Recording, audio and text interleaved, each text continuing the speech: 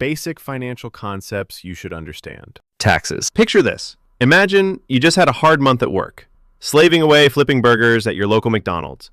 You're in bed when you get an email from them. It says you've been paid $2,000, but your bank account only gets $1,456. You scroll down the stub. Federal income tax, state tax, Social Security, Medicare. This is the modern ritual of giving away a chunk of your money to invisible forces, and they expect you to say thank you. Here's the deal. Taxes are the cost of civilization. You pay, the government builds roads, funds schools, makes sure your favorite taco truck isn't infested with rats, and sends billion-dollar missiles to places you've never been. But there are different types of taxes. Income tax, which hits the money you make. Sales tax, which hits the money you spend. Capital gains tax, which hits the money your investments made while you were asleep. The government takes a little bit of every dollar. Nearly everyone also pays Social Security tax and Medicare tax. Basically, Social Security tax is like the government forcing you to save for your retirement. They force you to save money now, and you get it paid back to you over time when you retire. Medicare, however, is a health insurance tax that goes to supporting older people or people with serious health issues. Now comes filing your taxes. Oh boy, the government knows how much you owe, but it makes you guess. How cool. If you're right, no worries. But if you're wrong, you're cooked. When it comes to actually paying taxes, some people pay every few months. Some people pay yearly. And then there's those people that don't pay at all and end up in documentaries. I get that taxes are annoying, but it's not all bad. Countries with higher tax rates generally have a higher quality of life all round. Banks. So, you walk into a bank, hand the cashier your money, they count it, smile, and tell you it will be added to your account. You walk out and think, great, now it's sitting in a vault somewhere, being guarded by a dragon. But in reality, that money's already gone. Most people think of banks like a big safe with only one job, guarding people's money.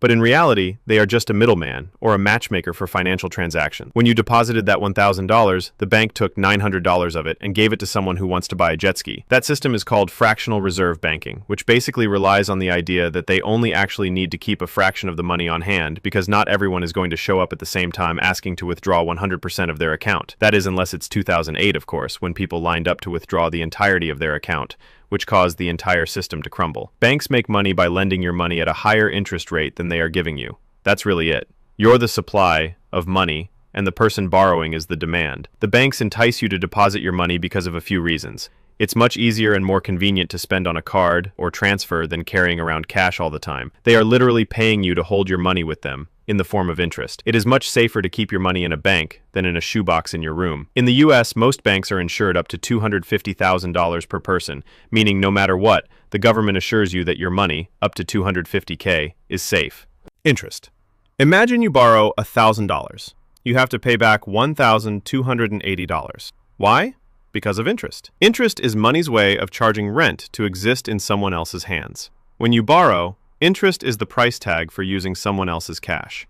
When you lend or save, interest is the reward for being patient and boring. There are two main types. Simple interest is like, here's a flat fee, thanks for playing. Compound interest is, every dollar I gave you now has clones, and they also want rent. Let's say you owe 20% interest on a credit card. You miss a payment. Now your interest is earning interest. Soon, your $12 burrito turns into a $50 regret. On the flip side, investing at 7% annual compound interest, that's your money duplicating itself like a cheat code. $100 becomes $200, then $400.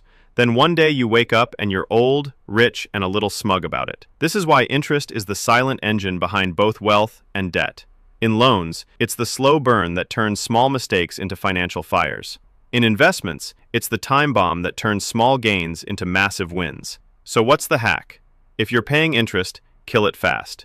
If you're earning interest, let it sit, feed it, and give it time. Interest is either your worst enemy or your best unpaid employee. The choice is in who's collecting it. Inflation. Okay, so you bought a bag of chips. Open it up, and it looks like it's already been half eaten. You check what you paid, 30% higher than last time. Then you realize you've just been hit by inflation. Inflation is what happens when money slowly gets less valuable over time. Not overnight, not with fireworks, just a slow erosion. Your $5 bill, still technically $5, but it buys less instant noodles, less gas, and doesn't actually have as much value as it did before. So what actually causes it? Sometimes people just have too much money. Everyone's got cash, and they all want to spend it on the same stuff. Let's say 2,000 people want this $500 TV, but the business only has 1,000 TVs for sale. So the business goes, oh, everyone wants this TV? That'll be $800 now. Sometimes it's supply chains with hiccups or problems. making the cost of producing a good or service more expensive, meaning the cost of that good or service must rise. Or sometimes, just cause. Expectations can cause inflation. If people think prices are rising, they'll spend more now, driving prices up faster. It's a self-fulfilling economic prophecy. A little inflation is normal, even good. 2% a year? That's fine, predictable. But if it spikes, savings die, wages lag. The government tries to fight inflation when this occurs, by raising interest rates. When the government raises interest rates, people are paying more interest, or it's more expensive to get a loan, meaning they have less money to spend on things like TVs. This causes a reduction in the amount of spending, pretty much cooling off the economy. Recessions. A recession is when the economy decreases for at least 2 quarters or 6 months in simple terms. One day you're fine, you've got a job, bills are paid, you might even be planning a trip with the family, but suddenly there's layoffs, the stock market's only going down. In a recession, jobs vanish, companies cut costs, and everyone saves their money for necessities instead of buying things they don't need. Why does a recession happen? It could be a range of things. Could be high interest rates, making borrowing too expensive. Could be a global crisis, war, pandemic, rogue container ship. Could just be the economic cycle doing what it does best. Boom, peak, bust, reset. Think of the economy as a party. In the boom phase, everyone's dancing, drinks are flowing. But eventually, the lights flicker, reality hits, someone checks their bank account, and suddenly, the DJ's playing sad lo-fi beats about corporate downsizing. Recessions aren't forever, they're resets, painful ones. Governments might lower interest rates, send out stimulus, or just hope people start buying overpriced coffee again. Eventually, spending returns, businesses rebuild, growth resumes, but not without scars. Credit scores. A credit score is a shadowy algorithm that knows your name, your past, and how many times you paid your credit card late in college. A 3-digit number that decides whether you get a house, a car, or a soul-crushing 27% interest rate on your new TV. This number isn't about wealth. It's about trust. Lenders want to know, if I give this person money, will they actually pay me back? The score has a range from 300 to 850. Below 580, you're a walking red flag. Over 750, you're sparkling with adult credibility. Most people? Stuck somewhere between 640 and 790. How is a credit score calculated? Payment history. Do you pay on time? This is the big one. Credit utilization. How much credit are you using versus how much you could? Credit age. How long you've had accounts. Credit mix. Cards, loans, mortgages. Variety helps. New credit. Too many recent applications? All of these things are the ways it is calculated. But to actually increase your score, you have to make the required payments on each of your loans before you enter the late period. If you enter the late period, your score decreases. Your credit score is like a pet dog. Ignore it, and it poops all over your life. Take care of it, and someday it might help you buy a house. It's not about being good with money. It's about looking good to lenders. You can have zero debt and still have a trash score if you don't have a credit history. So yes, the game is rigged. But if you learn the rules, you can rig it back. Currency, or money. The weird part about currency and or money is that it's actually not real. Humans have developed money in order to make the world better. Money makes trading easier, makes it easier to build systems and to organize society. In saying that, there is no more legitimacy between a dollar bill and a Bitcoin. People believe a dollar bill has more legitimacy, and maybe it does, for now, but only because people believe it does. The same can be said for a dollar bill and a stick.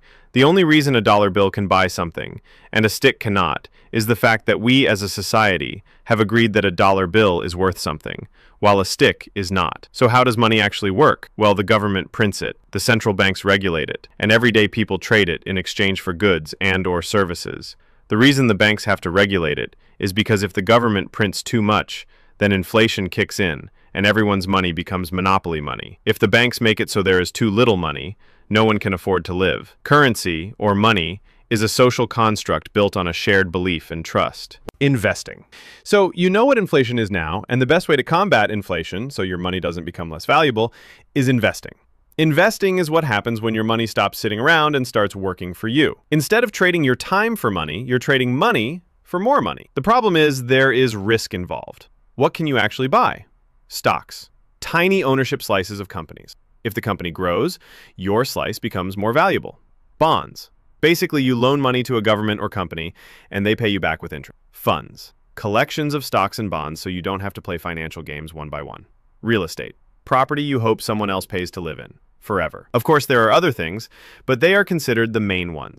Investing isn't about being lucky. It's about being early, diversified, and patient. Most wealthy people didn't win the lottery.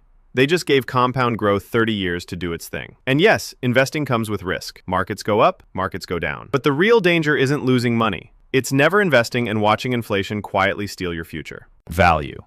This one is more complex, but everyone should understand it. Imagine you pick up a rock. It's just a rock. Now imagine that rock is shiny and yellow. That's gold. It's rarer than an average rock, so there's a higher value placed on it. Gold is not actually worth more than the average rock. It's just worth more to humans because we place a higher value on it. Understanding this is what allows people to become rich. If you provide a lot of value, you will earn a lot of money. Steve Jobs created the iPhone you're most likely watching this on right now. He created something with a large amount of value, so millions of people gave him thousands of dollars for that bit of value. It's the same reason that doctors and lawyers earn so much money. The value they provide is large, and people are willing to pay a large amount of money for their service. Value is the same reason Gucci or Louis Vuitton can sell the same handbag as Target, but charge 100 times the price. People perceive it as more valuable, so it is. If you can figure out how to create value, even if it's not real value, you can make a lot of money. Time. Time is the most valuable asset in the world.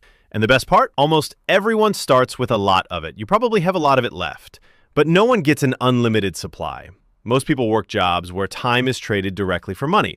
1 hour, 1 paycheck. Simple math. The top earners have figured out how to make their time worth millions. And the difference isn't magic. It's skills, leverage, and how well you've trained your hours to work for you.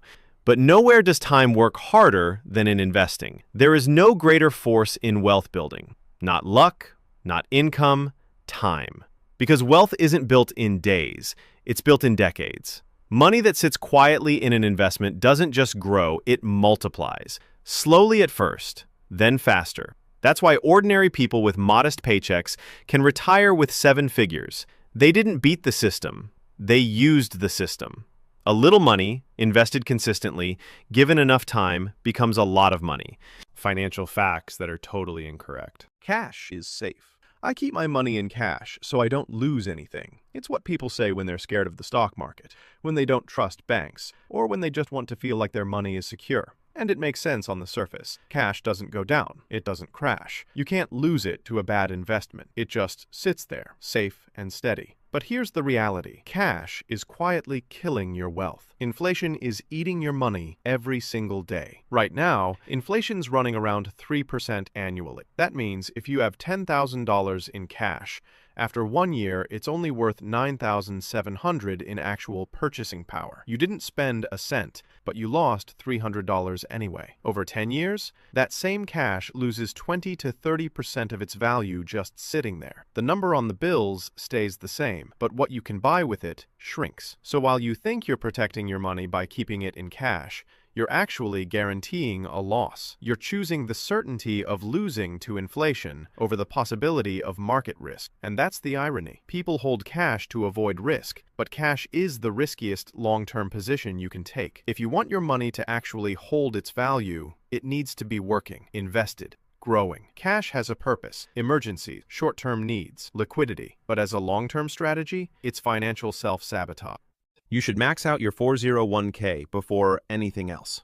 Financial advisors love to say, max out that 401k. It's the advice that gets repeated everywhere. Contribute the maximum, get that tax advantage, secure your retirement. Sounds responsible, right? And in a lot of cases, it is. Retirement accounts are powerful. Tax-deferred growth, compound interest over decades, employer matching, all of that is great. But here's the reality. Maxing out your 401k isn't always the smartest first move. If you're sitting on high-interest debt, paying that off first makes way more sense. Think about it. Your credit card is charging you 20% interest. Your 401k might return 7% on average. You're losing 13% by prioritizing retirement over debt. The math doesn't work. You're bleeding money trying to build wealth at the same time. So, what's the smart order? Get your employer match first. That's free money. Don't leave it on the table. Then, tackle high-interest debt. After that, build an emergency fund so you're not forced to go back into debt when life happens. Once those boxes are checked, then you can think about maxing contributions. The point is, personal finance isn't one size fits all. What works for someone debt-free with stable income doesn't work for someone drowning in credit card payment. Maxing your 401k is a good goal, but it's not always step one. Gold is the safest investment. When everything crashes, gold holds value. It's the doomsday investor's favorite line. Stock market tanks? Gold's got you. Economy collapses? Gold's still there. It's been valuable for thousands of years, so it must be the safest bet, right? Gold has a place in history. It's been currency, jewelry, a store of value across civilizations. So the appeal makes sense. But here's the reality. Gold is not some guaranteed safe haven that protects your wealth. First off, gold is volatile. The price swings wildly. It can spike during crises, sure, but it can also drop hard and stay down for years. From 2011 to 2015, gold lost nearly 45% of its value. That's not stability. Second, gold produces nothing. It doesn't pay dividends. It doesn't generate income. It just sits there. You're betting entirely on someone else being willing to pay more for it later. Compare that to stocks. Over the long term, the stock market has crushed gold in returns. We're talking decades of data showing equities outperforming precious metals by a massive margin. So what is gold actually good for? It's a hedge, a small part of a diversified portfolio that can protect against inflation or currency collapse. But it's not your whole strategy. A car is an investment. I'm investing in a reliable vehicle. You hear this all the time. People justify dropping $30,000, $40,000, $50,000 on a car by calling it an investment, like it's going to pay them back somehow. And look, I get it. You need a car. It gets you to work. It's reliable. It's necessary. So it feels like you're putting your money into something valuable. But here's the reality. A car is not an investment. It's a depreciating expense. The second you drive that car off the lot, it loses value. We're talking 20 to 30% in the first year alone. You paid $40,000, and 12 months later, it's worth $28,000. That's not an investment. That's financial bleeding. Over the next few years, it keeps losing value. Maintenance costs go up. Repairs start piling on. Insurance, registration, gas, it's all money going out, never coming back. An investment is something that grows in value or generates income. Real estate can appreciate. Stocks pay dividends. Businesses produce profit. A car? A car just costs you money until you sell it for a fraction of what you paid. Now, are there exceptions? Sure. Classic cars, collectible vehicles, rare models that actually appreciate over time. But let's be honest, you're not buying those. You're buying a Honda or a Toyota to get to work. So call it what it is, a necessary expense, a tool, a depreciating asset, but not an investment. Crypto is the future of money. Get in now or regret it forever. That's the battle cry. Cryptocurrency is going to replace traditional currency. Banks are going to collapse, and early adopters are going to be the new millionaires. You don't want to miss out, do you? And look, some people did get rich. The ones who bought Bitcoin at $1 and sold at 60,000. The early adopters who timed it perfectly. But here's the reality. For every success story, there are thousands of people who lost everything. Crypto is insanely volatile. It can swing 20% in a single day. One tweet from a billionaire can crash the market. Regulatory crackdowns can wipe out entire coins overnight. That's not currency behavior, that's casino behavior. And actual real-world use? Still extremely limited. You can't pay your rent in Bitcoin.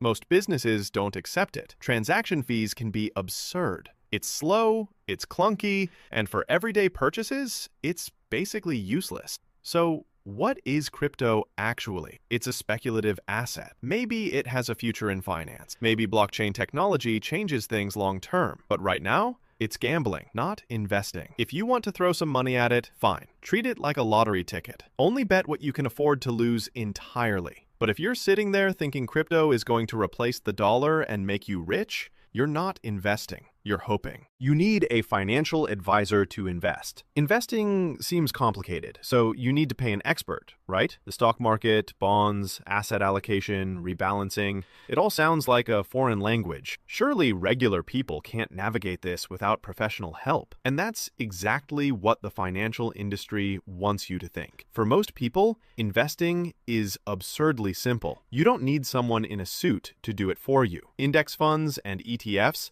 make it brain dead easy. You buy one fund and you're instantly invested in hundreds or thousands of companies across the entire market. No stock picking, no timing, no complexity. A target date fund does even more. It automatically adjusts your portfolio as you get closer to retirement. You literally set it and forget it. So why do people still hire advisors? Because the industry has convinced everyone it's too hard to do alone. But here's the cost. Financial advisors typically charge 1 to 2% of your assets annually. That sounds small, but over 30 years, that fee can cost you hundreds of thousands of dollars in lost returns. Now, when do you need a financial advisor? Complex estate planning, business transitions, managing huge amounts of wealth, tax optimization across multiple accounts. That's when expertise actually matters. But if you're just trying to invest for retirement, a low-cost index fund does the job for a fraction of the price. You don't need permission to manage your own money. You need money to make money. The classic excuse for why you're not investing yet. I'll start when I have more saved up. I'll invest when I can actually afford it. You need money to make money, right? It's the line people use to justify waiting, and it sounds reasonable. Investing feels like something for people with thousands sitting around, people who've already figured everything out. But here's the reality. You can start investing with $5. Literally $5. Fractional shares changed the game. You don't need to buy a whole share of Amazon or Apple anymore. You can buy a piece of one. Apps like Robinhood, Fidelity, and Vanguard let you invest whatever you've got, even if it's pocket change. And here's why starting small matters more than starting big. Compound interest doesn't care how much you start with. It cares about time. If you invest $50 a month starting at $25, by the time you're 65, that's over $150,000.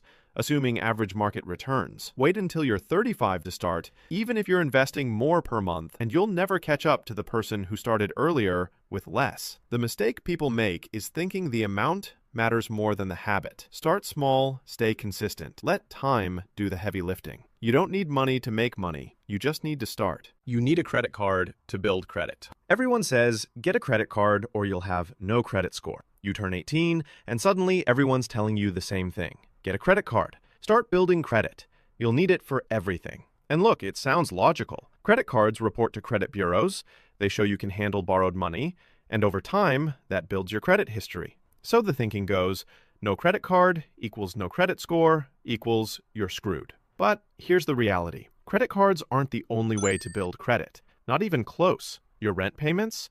Those can report to credit bureaus now through services like Rental Karma.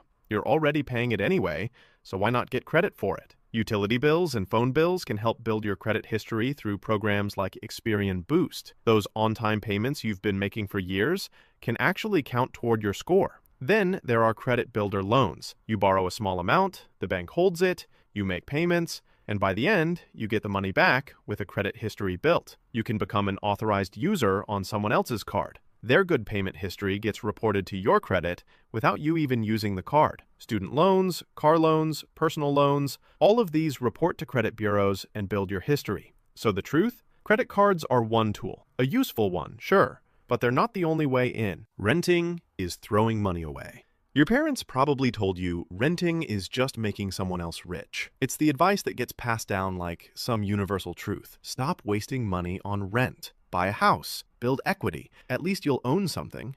And on the surface, it makes sense.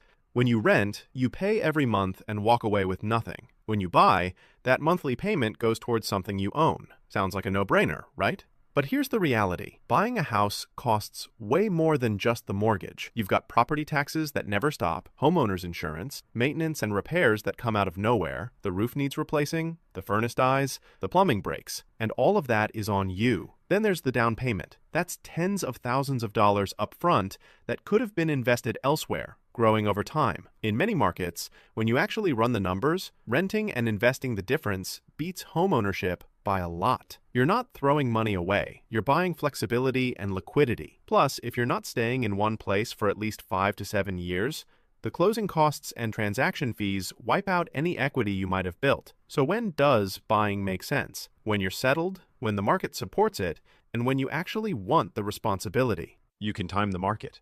Buy low, sell high. Sounds simple enough, right? Sell everything, then buy back in at the bottom. You'll make a fortune. That's the dream. And it's exactly what millions of people try to do. They watch the news, follow trends, read predictions, and convince themselves they can outsmart the market. But here's the reality. You can't.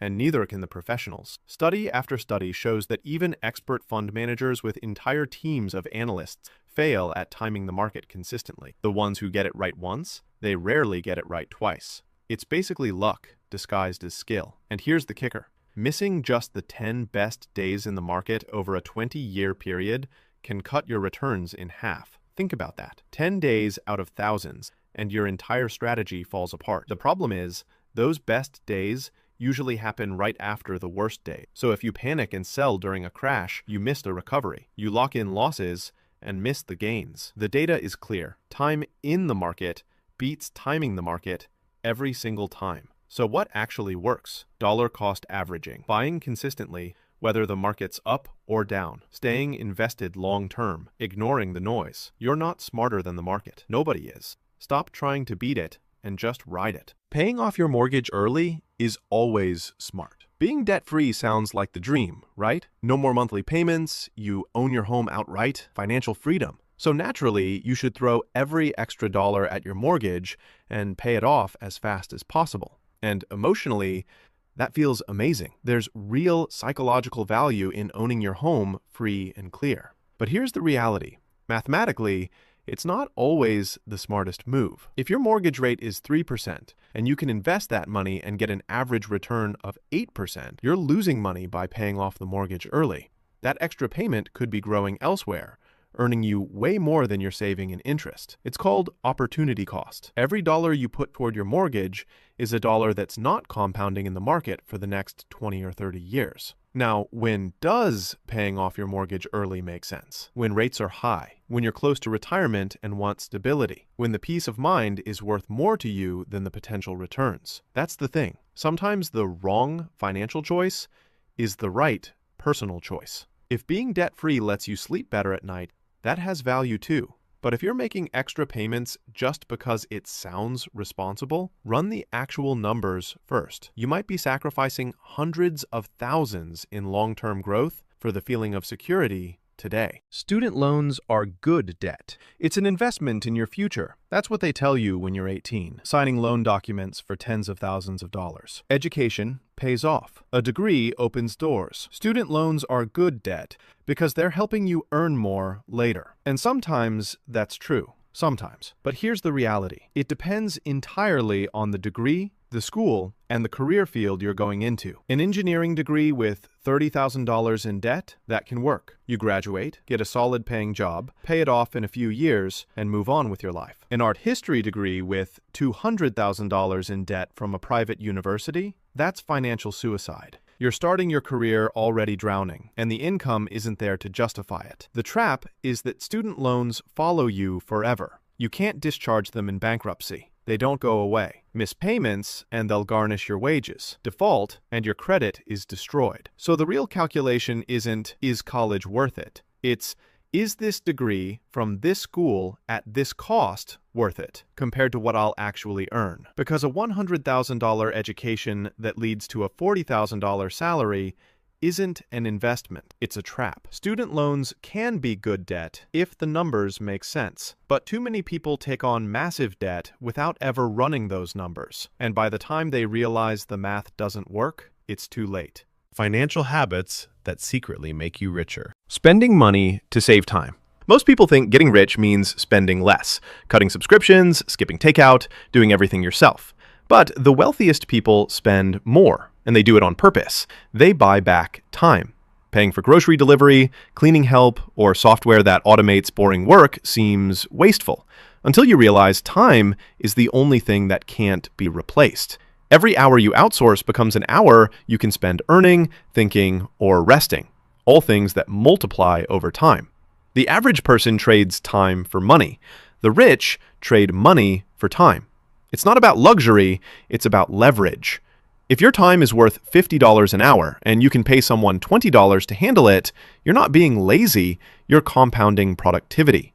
Over years, this flips your entire financial trajectory. People who hoard time tasks stay stuck working in their life. People who buy back time start working on it. The poor save dollars. The rich save hours. And hours, unlike money, never come back once they're spent. Measuring purchases in hours. Here's a habit that quietly rewires your brain. Stop measuring money in dollars. Measure it in time. Every purchase becomes a trade between your wallet and your life. A $60 dinner isn't $60. It's 2 or 3 hours of your time. A $1,000 phone is 40 hours of your life. When you see time instead of price, your brain suddenly gets honest about what matters. That's why people who think this way spend less, not because they're frugal, but because they've connected money to meaning. When something costs 10 hours, you ask yourself, is this really worth a full day of my life? Usually the answer's no. The key is that you stop chasing the short dopamine hits of spending and start valuing free time like income. The wealthy already think this way. As I said in the last section, the rich buy time instead of spending it. Using debt to your advantage. Debt is one of those words that scares people, and rightfully so. Bad debt traps you. It's the quicksand of the financial world, easy to step into and nearly impossible to escape. But used right, debt becomes a sort of leverage, one that multiplies your effort far beyond what saving ever could. It's how businesses scale, homeowners build equity, and investors grow faster than inflation. Debt is a tool. It just depends who's holding it. Poor debt buys comfort. Rich debt buys freedom. A car loan for a luxury model bleeds you and holds you down. A loan for property that appreciates pays you back. Most people think of debt as something to fear, but the smart ones treat it like rented speed. Dangerous if uncontrolled, but powerful in skilled hands. The key isn't avoiding debt. It's making sure the thing you borrow for grows faster than the interest you owe. That's how fortunes are built. But if used wrong, debt owns you. Refusing to save every penny. It sounds irresponsible, refusing to save. But here's the paradox. People who try to save every penny almost never get rich. They're too focused on defense, never offense. Saving is survival, not what helps you grow. If all you do is cut costs, your entire financial world shrinks around what's safe. But when you spend strategically on things that expand income, like tools, skills, or relationships, you break that ceiling. The rich don't obsess over $5 coffees. They obsess over $50,000 opportunities. Hoarding money builds fear. Investing it builds momentum. You don't get wealthy by being cheap. You get wealthy by being efficient. When every dollar has to be justified, none of them get to grow. Money has a purpose: to move, to build and multiply. And if you trap it under your mattress, it stops being money at all. It just becomes paper. Investing into yourself. This one feels weird because it looks selfish, spending on yourself instead of saving. But investing into yourself is the single highest return asset class in existence. Courses, coaches, therapy, mentors, fitness, they all seem expensive until you realize how much they change your output. Another way to invest into yourself is paying for accountability. Most people rely on motivation, but motivation is unreliable. Accountability makes progress automatic. The money you spend to have someone expect something from you, a deadline, a deliverable, a goal, forces you to become the kind of person who doesn't waste potential. When you pay for something, you pay attention to it. That's why people who invest in their own growth accelerate faster. They attach real cost to not making progress. Avoiding good deals. Everyone loves a deal. 30% off, buy one, get one, limited time only. I could go on forever. But that feeling of winning at spending is what keeps most people broke. A deal is still an expense. The discount doesn't matter if you didn't need it in the first place. That's the trap. Sales make you feel smart for losing money slower. Wealthy people don't chase deals, because they know attention is the real cost. Every good deal steals focus and time you could spend earning or creating. Discounts are marketing, not miracles. Imagine you got offered 50% off of an item that was marked up twice the original price. You've just been manipulated by marketing into buying something for the normal price. The rich measure value by utility instead of a simple price. If something improves their life, they pay full price. If it doesn't, it's overpriced even at 90% off. Good deals keep poor people busy saving pennies. It's better to pay full price for something you need than get 90% off something you don't need. Overpaying on purpose. Overpaying on purpose feels stupid. Why give away more than you owe? But that's exactly why it works. It's not about wasting money. It's about rewiring how you think about it. Most people live in survival mode, always calculating the bare minimum. The minimum payment, the cheapest option, the lowest bid. Overpaying flips that psychology. When you round up payments, send extra toward your credit card, or pay bills early, you teach your brain that money isn't something to hoard in fear. It's a tool you control. The act itself builds an abundance mentality. Instead of, I can't afford this, your mind starts thinking, I'm ahead. And this changes everything. You gain peace, not pressure. Your debts shrink faster. Your relationships with money and people become cleaner because you stop nickel and diming life. Spending on mistakes. We're taught that every mistake costs money. The wealthy treat mistakes differently. They spend on them intentionally. Buying cheap gear, outsourcing too soon, or paying someone else's fee might feel like a bad purchase, but in reality, it's a strategic risk. The lesson costs less than the opportunity lost by inaction. They pay for clarity, not comfort. The moment you stop trying to avoid all mistakes is the moment you start learning fast. Each failed experiment becomes a data point, each misstep a calibration. Wealth doesn't come from getting everything right. It comes from correcting courses quickly. So spending a little now to know that won't work saves a lot later in wasted time and compounded indecision. Mistakes cost money, yes, but indecision costs years. And if there's anything you should have taken from this video so far, it's that wealthy people prefer to waste money than time. Emotionally detaching yourself from money. Most people live in emotional debt to their bank balance. When they have money, they feel safe. When they don't, they panic. The wealthy learn to detach from that cycle. They see money as a tool, not as a mood indicator. Detachment doesn't mean not caring. It means not depending. When your emotions rise and fall with your income, you make desperate choices, chasing quick wins, selling too soon, buying too fast. Emotional neutrality is what keeps investors calm when markets crash, and creators focused when results lag. The rich treat money like oxygen, essential but invisible once it's flowing. They track it, respect it, but never let it define their self-worth. Because the moment money controls how you feel, it starts controlling what you do. Ignoring windfalls. When most people get a small financial win, a refund, a bonus, a random crypto gain, they celebrate by spending it. But the rich usually do nothing. They act like it never happened. Every unplanned dollar quietly becomes an invisible worker, invested, automated, or saved for the next opportunity. It's psychological training. Ignoring the dopamine hit of sudden money builds control. It's not the big wins that create wealth. It's how you handle the small ones. Every time you treat a surprise dollar like just another tool, you strengthen the habit that builds freedom. When you stop letting extra money feel extra, you stop resetting your progress every time life gives you a lucky break. Taking risks on purpose. Most people think rich people love risk, but the truth is they train for it. They take small, controlled risks constantly, so big ones don't scare them later. It's not gambling, it's building tolerance. Every decision that feels uncertain, starting a side project, changing careers, investing early, is a rep in risk training. The poor avoid that feeling, the rich seek it, because there's no path to wealth that doesn't go straight through risk. It's the toll gate between comfort and freedom, and you can't skip it. Risk isn't what loses people money. Panic does. The wealthy learn to separate fear from danger, to act before everything feels safe. Every fortune started with someone who stepped into uncertainty on purpose.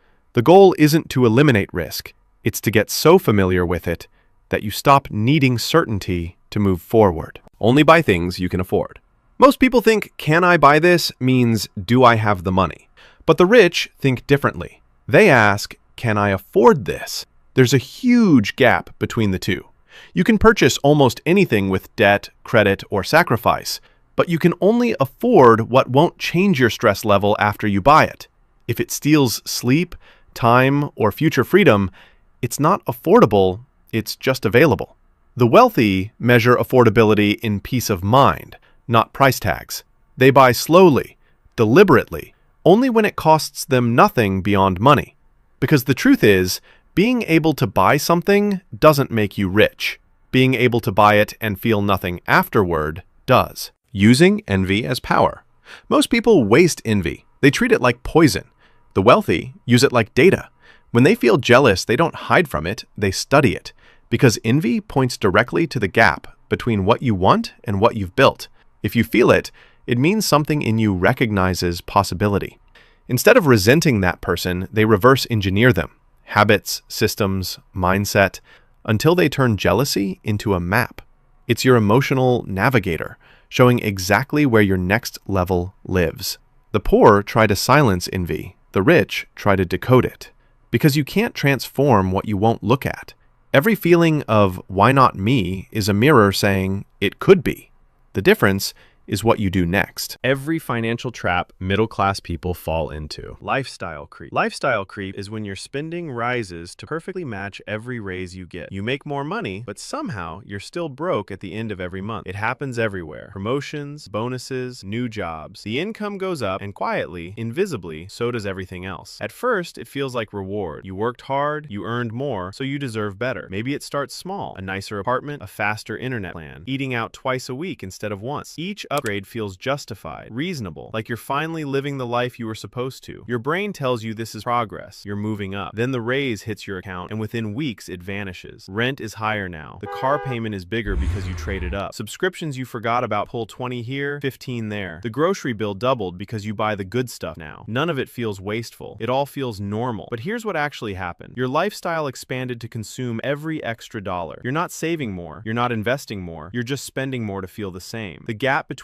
what you earn and what you keep stays exactly the same or shrinks. The trap isn't the spending. It's believing that more income equals more freedom. But freedom only exists in the gap between earning and spending. Lifestyle creep closes that gap completely. You make more and more, but you never actually get ahead. You just get comfortable being broke at a higher salary. The car payment treadmill. The car payment treadmill is when you trade in your car every few years to get a lower monthly payment, but you never actually own anything. You're always paying, always owing, always stuck in the cycle. It starts at the dealership. Your current car works fine, but the salesman shows you something newer, better gas mileage, nicer interior, safer features. Then comes the pitch. We can get you out of your old payment and into this for less per month. It sounds perfect. Lower payment, better car, you sign. Here's what actually happens. Your old loan gets rolled into the new one. You still owe money on a car you no longer have, and now you owe even more on the new one. The payment drops because they stretch the loan from 5 years to 7. You're paying less each month, but paying for longer, and the total cost explodes. 3 years later, you do it again. Another trade, another lower payment, another longer loan. Each time, you restart the clock. Each time, you owe more than the car is worth. That gap between what you owe and what it's worth is called being upside down, and you're drowning in it. The cycle never ends because you never let it. You keep chasing lower payments instead of ownership. Meanwhile, someone who bought once and kept it has been driving for free for years. You think you're upgrading. Really, you're just renting with extra steps and worse terms. The minimum payment illusion. The minimum payment illusion is when credit cards let you pay tiny amounts each month while interest silently multiplies your debt for decades. You think you're managing it. You're actually feeding it. Every month, the statement arrives. You owe $3,000, but the minimum payment is only $60. That feels manageable, affordable, safe. So you pay the $60 and move on with your life. The card company smiles. Here's what's happening behind the screen. Most of that $60 goes straight to interest, not your actual debt. Maybe $10 touches the balance you owe. The rest vanishes into the bank's pocket. Next month, interest bills builds on the full amount again. Your balance barely moves. At this rate, that $3,000 debt will take over 12 years to pay off. You'll end up paying nearly $6,000 total, double. And that's only if you never use the card again, which most people do. The trap works because $60 feels harmless. Your brain sees a number you can afford and stops thinking about the math underneath. Meanwhile, compound interest runs quietly in the background, growing your debt while you sleep. Credit card companies design minimum payments specifically to keep you paying forever. They're not helping you manage debt, they're helping themselves to your future income, one small payment at a time. You think minimum means enough, it actually means endless. House poor. House poor is when you buy the maximum house the bank approves, then spend every dollar you earn just keeping it. You own the address, but the address owns you. The bank runs the numbers and says you qualify for $400,000. That sounds like permission, like proof you can afford it. So you buy at the top of your budget, maybe even stretch a little higher. The mortgage fits, barely, and you convince yourself the rest will work out. Then reality arrives. The mortgage eats half your income. Property taxes come due. Homeowner's insurance is more than you expected. The air conditioner dies in July. The roof needs repair. The lawn needs care. Every month brings another bill you didn't budget for because the bank only calculated the mortgage, not the life that comes with it. You can't go out anymore. Vacations disappear. Savings stop. One broken appliance becomes a crisis because there's no room left in the budget. You're working just to keep the lights on in a house that's supposed to represent success. The bank approved you for the maximum you could pay, not the maximum you should pay. They profit from the biggest loan possible. You're the one who has to live inside that decision for 30 years. You wanted a home. What you got was a beautiful financial prison. The walls are nice, but you can't leave, can't breathe, can't build a life beyond maintaining the structure. That's not ownership. That's expense. The whole life insurance scam. Whole life insurance is when you pay massive premiums for coverage that's supposed to build cash value like an investment, but really just enriches salespeople while your money sits trapped and growing slowly. The pitch sounds perfect. You get life insurance that never expires. Plus, it builds savings you can borrow against. Two products in one. The agent calls it forced savings, smart planning, a way to protect your family and build wealth. You sign up thinking you've made a responsible adult decision. Here's what happens to your money. A huge chunk of every payment goes to commissions and fees. The agent gets paid first, handsomely. What's left gets divided between the actual insurance costs and a cash value account that grows at maybe 2 or 3% per year, sometimes less. Meanwhile, you could have bought term life insurance for a tenth of the price and invested the difference in a basic index fund earning 8 to 10% annually. Over 20 years, that difference becomes hundreds of thousands of dollars. Your whole life policy builds maybe $30,000 in cash value. The math is brutal. Worse, if you try to access that cash value, you have to borrow against your own money and pay interest. If you die, the insurance company keeps the cash value and only pays the death benefit. You've been feeding an account you'll never fully access. Whole life insurance isn't protection. It's a wealth transfer from you to the insurance company, disguised as financial planning. Paying for convenience. Paying for convenience is how small daily shortcuts drain thousands from your account every year without you noticing. Delivery fees, subscription services, premium upgrades. Each one costs almost nothing. Together, they cost everything. It starts innocently. You're tired after work, so you order dinner instead of cooking. $7 delivery fee, $4 service charge plus tip, $15 extra just to avoid the stove. Once a week becomes twice, then 3 times. That's over $2,000 a year on fees alone. Then come the subscriptions. Streaming services you barely watch. Apps with premium features you never use. Cloud storage for files you forgot about. Gym memberships for equipment gathering dust. Each one is only $10 or $15 a month. Totally reasonable. Except you have 12 of them running silently in the background. Add express shipping because waiting 3 days feels impossible. Upgrade your phone plan for unlimited data you don't need. Buy pre-cut vegetables because chopping takes time. Pay for parking close to the entrance. Every single choice trades money for minor comfort. The math is staggering. $5 here, $12 there. By year's end, these invisible conveniences have pulled $4,000 to $6,000 from your income. Money that could have cleared debt, built savings, or funded something that actually mattered. Convenience isn't the enemy, but convenience as default bleeds you dry. Each small choice feels harmless because harm hides in repetition. You're not buying comfort, you're renting it forever at compound cost. Keeping up appearances. Keeping up appearances is financing a middle-class image through debt to prove success to people who don't actually care about you. New clothes for events, fancy dinners to impress friends, vacations you can't afford posted online. All of it borrowed against a future you're destroying. It starts with comparison. Your coworker bought a new watch. Your neighbor remodeled their kitchen. Your friend's Instagram shows another trip to Europe. Suddenly, your life feels smaller, less impressive. You need to catch up to show you're doing just as well. So you spend. The credit card comes out. Designer handbag to signal taste. Dinner at the expensive restaurant so people see you there. A vacation package financed over 12 months because everyone else is traveling. Each purchase isn't for you. It's for the audience, real or imagined, that you think is keeping score. Here's the truth nobody admits. They're not watching. They're too busy financing their own appearance to notice yours. That coworker with the watch is drowning in payments. The neighbor remortgaged their house. Your friend's Europe trip maxed out 3 cards. Everyone's faking it, assuming everyone else is real. Meanwhile, the debt piles up. You're paying interest on experiences you didn't enjoy and items you didn't need, all to impress people who forgot about it the next day. You think you're building status. Really, you're buying approval from strangers using money you'll spend decades paying back. The appearance of success costs actual success, and nobody's even looking. The emergency-free delusion. The emergency-free delusion is living paycheck to paycheck while assuming nothing will ever break, get sick, or go wrong. No savings buffer, no backup plan, just blind faith that life will stay perfectly smooth forever. Every dollar gets assigned before it arrives. Rent, groceries, bills, subscriptions, debt payments. The budget balances perfectly as long as nothing unexpected happens. And you convince yourself nothing will. The car will keep running, your health will hold, the water heater will last, everything will be fine. Then reality hits. The transmission fails, your tooth cracks and needs a crown, the laptop dies right before a work deadline, the dog needs emergency surgery. Suddenly you need $800, then $1,500, then $3,000. Money you don't have because you never built a cushion, so the credit card comes out. What should have been an inconvenience becomes debt with interest. One emergency turns into years of payments. And because you're still living paycheck to paycheck, the next emergency does the same thing. The cycle compounds. Financial experts say keep 3 to 6 months of expenses saved. Most people have less than $400. That gap between should and reality is where disaster lives. The delusion isn't that emergencies might happen. It's believing you're the exception, that your car is different, that your luck will hold, that somehow, unlike everyone else, your life will stay predictable and smooth. Emergencies aren't rare, they're guaranteed. Living without savings doesn't mean you're optimistic. It means you're one breakdown away from financial collapse every single day. Retail therapy addiction is using shopping as emotional regulation, creating debt to solve problems that spending created in the first place. You feel bad, so you buy something. It works for an hour. Then the guilt and debt make you feel worse, so you buy again. It starts as reward. Bad day at work, treat yourself. Stressful week, you deserve new shoes. Relationship tension, a little shopping helps you cope. The purchase delivers a hit of dopamine. For a moment, you feel better, accomplished, in control. But the feeling fades fast. The dopamine drains, and you're left with the same problems plus a charge on your card. Except now there's also guilt, shame about spending, anxiety about the balance. So your brain, desperate for relief, suggests the same solution. Buy something else. The cycle repeats. Each purchase digs the hole deeper. The credit card balance climbs. The closet fills with things you don't need and barely use. You're spending money you don't have to feel better about spending money you didn't have. The debt itself becomes the source of stress you're shopping to escape. Retailers know this pattern. Sales, limited offers, flash deals, everything designed to trigger urgency and emotion. Buy now, feel better now, worry later. But later always comes. Shopping isn't solving your problems. It's becoming the problem while disguising itself as the cure. You think you're treating yourself. Really, you're medicating with merchandise and paying interest on temporary relief. The bill arrives long after the dopamine is gone. The retirement delay. The retirement delay is postponing retirement savings for when you make more money, watching compound interest slip away forever. You tell yourself you'll start next year, after the raise, when things settle down. Meanwhile, the most powerful years for building wealth vanish silently. Compound interest works through time, not effort. A dollar invested at 25 grows exponentially more than a dollar invested at 40. Put away $200 a month starting at 25, and by 65, you'll have over $500,000, assuming average returns. Start at 40 with the same amount, and you'll barely break 200,000. Same effort, vastly different outcome. But when you're 25, retirement feels imaginary. Bills feel real. Student loans, rent, car payments. You convince yourself there's no room in the budget. You'll catch up later when you're earning more. Except later, there are kids, mortgages, bigger expenses. The budget never opens up. The delay becomes permanent. Every year you wait costs you compound growth you can never recover. Waiting from 25 to 35 doesn't mean you start 10 years late. It means you lose 30 years of growth on those 10 years of contributions. The math is merciless. Retirement accounts aren't for old you. They're for young you's money to grow while you sleep. Starting small beats starting later every single time. $200 a month at 25 destroys $500 a month at 40. You think you're waiting for the right time. There is no right time. There's only compounding time, and you're burning it waiting for perfect conditions that will never arrive. Brand loyalty tax. Brand loyalty tax is paying premium prices for names and logos that signal status, while identical alternatives cost half as much. You're not buying better quality. You're buying the feeling of being associated with the brand, and that feeling comes with a massive markup. Walk into any store and the pattern repeats. Name brand cereal costs $6. Store brand with the same ingredients costs $3. Designer jeans run $100 $150. Nearly identical denim, without the label, costs $30. Premium cleaning products charge double for the same active chemicals as the generic version sitting right next to them. The difference isn't performance. Blind tests prove this over and over. People can't tell store brand from name brand in taste tests. The active ingredients in medications are legally identical. The thread count in store brand towels matches the expensive ones. What you're paying for is marketing, packaging, and the logo. Companies spend billions making you believe their version is special, superior, worth the extra cost. They hire celebrities, create emotional ads, build an identity around their products. You start thinking the brand says something about you, that choosing it means you have taste, standards, success. But the premium you pay doesn't go into quality. It goes into advertising to convince the next person to overpay. You're funding the machine that manipulates you, then paying extra for the privilege. Generic works the same. It just doesn't make you feel special. And that feeling, that tiny hit of status, costs you tens of thousands over a lifetime. You're not loyal to quality. You're loyal to a story someone sold you about yourself. The side hustle trap. The side hustle trap is working second jobs to fund a lifestyle instead of fixing spending, trading your time for temporary relief while the real problem grows untouched. You're exhausted, burned out, and still broke because you're treating the symptom instead of the disease. It starts when the budget stops working. There's too much month at the end of the money. So instead of cutting expenses, you decide to earn more. Drive for a rideshare app, freelance on weekends, sell things online, deliver food at night. The money helps, briefly. But here's what actually happens. The side income covers the overspending, so you never address why you're overspending. The lifestyle that required extra work stays exactly the same. Worse, the extra money often inflates your spending further. You're working 60 hours a week, so you deserve takeout. You're tired, so you pay for convenience. The side hustle income vanishes into the same holes as your main income. Meanwhile, you're exhausted. No time for family, no energy for health, sleep suffers, stress climbs. You're grinding yourself down to maintain a spending level that shouldn't exist in the first place. The side work becomes permanent because the spending never shrinks. Cutting $500 in expenses gives you $500 every month forever. Earning an extra $500 requires constant work, ongoing effort, sacrifice time. One solves the problem, the other just powers through it. Side hustles aren't bad, but using them to avoid fixing your spending is like running on a treadmill to outrun your shadow. You can hustle forever and still never get ahead.